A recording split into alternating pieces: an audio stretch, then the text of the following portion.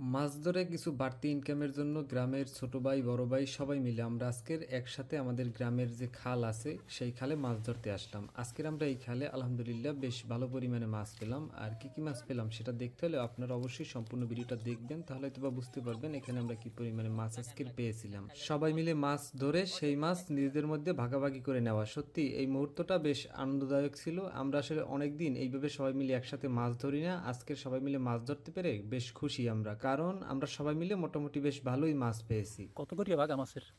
100 100 সবই 100 এগুলো 100 এগুলো 100 100 টাকায় হচ্ছে এই আমাদের এই ফসলের জমির মাঝে একটা খাল আছে, আর এই খাল মোটামুটি বেশ ভালোই গভীর আছে, কারণ প্রতিদিনই এখানে জোয়ার বাটার পানি আসে, যার জন্য আমরা আমাদের ফসলের ক্ষেত থেকে এই যে দেখেন মাটি এনে এরপর একটা বাঁধ দিতেছি পানি সেচে মাছ ধরার জন্য। আর এই জায়গায় মোটামুটি বেশ ভালোই পানি ছিল, যেটা আপনারা দেখতে পাচ্ছেন। এখানে আমরা বেশ অনেকখানি জায়গার পানি সেচে এরপরে আমরা মাছ ধরবো। যেহেতু আজকের আমরা দলে অনেক লোকজন ছিলাম, যার কারণে আমরা অনেকখানি জায়গার পানি সেচবো, কারণ আমাদের বেশি পরিমাণে আজকের মাছ ধরতে হবে। এর জন্য আমরা আসলে সবাই মিলে পর্যায়ক্রমে পানি সেচতেছিলাম মাছ ধরার জন্য। আমাদের এই খালে প্রতিদিন যেমন জোয়ার বাটার পানি আসে, তেমনি আমাদের এই খাল কোলা বা পাথারের সাথে সংযুক্ত থাকার কারণে কোলা বা পাথার থেকে কিন্তু এই সমস্ত জায়গায় মাছ আসে। আর এই সমস্ত জায়গায় আমরা যেই মাছগুলো পেয়ে থাকি তার মধ্যে উল্লেখযোগ্য হচ্ছে চিংড়ি মাছ, বাইলে মাছ, কোরাল মাছ সহ আরো অন্যান্য মাছ কিন্তু আমরা পেয়ে থাকি। আমরা যেমন কষ্ট করে পানি সেচে মাছ ধরতেছি, ঠিক তেমনিভাবে কিন্তু আমরা বেশ ভালো পরিমাণে মাছ এই জায়গায় দেখতেছি। তো আমরা আশা করতেছি আজকের এই সমস্ত জায়গায় বেশ ভালো পরিমাণে মাছ পাবো। আর কি কি মাছ পাই সেটা অবশ্যই আপনাদের দেখাবো।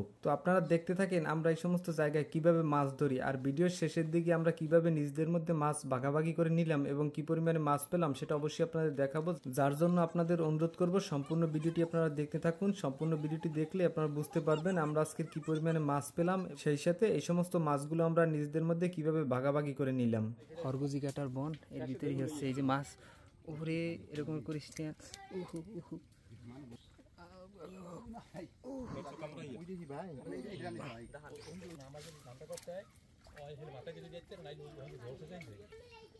আরে মাওলা এই হ্যান্ডেল দেখতে পারি না।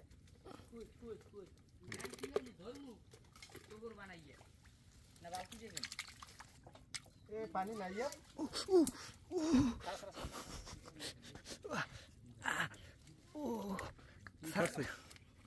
আমরাই কাকার মতো ওরা না নাইমের পুটতে কিনতে যাইয়ে ডাল এই তো আই দিয়েছি মোরাও। তো এতক্ষণ আপনাদের মোটামুটি কিছু মাছ ধরার চিত্র দেখালাম। আসলে এই জায়গায় বেশ ভালো পরিমাণে জোবজার, যার কারণে আসলে সহজভাবে যে আপনাদের একটু মাছ ধরে দেখাবো সেটা আসলে পারতেছিলাম না। এরপরও আসলে যতটুকু সম্ভব চেষ্টা করছি আপনাদের দেখানোর জন্য।